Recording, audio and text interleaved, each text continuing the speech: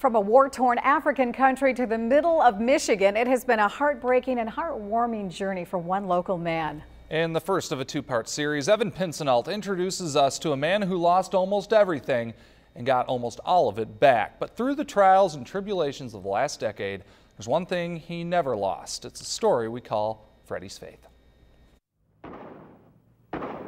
Join the militia or you and your family will die.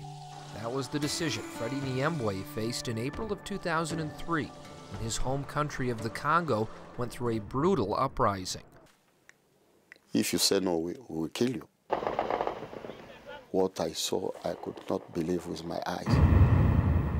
I found my house was burned. I was very shocked and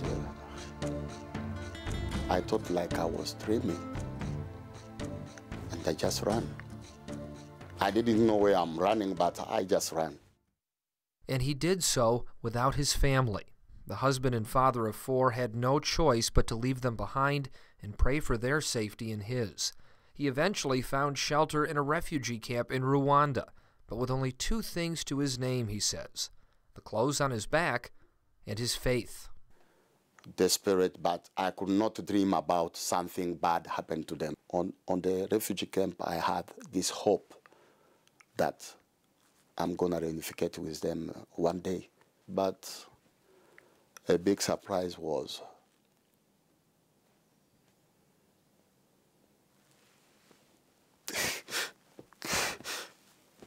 they came without my daughter. Her name is Kapinga and she was 11 years old.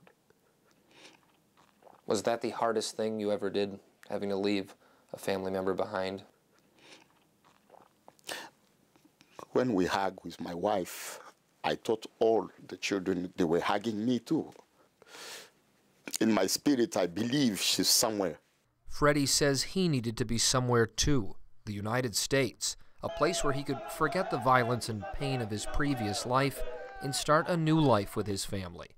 But like many other refugees, he had no way to get there. So for 6 years, he lived at the camp, even adopting 3 more children. He says he spoke to them in both English and Swahili, his native language, as well as French.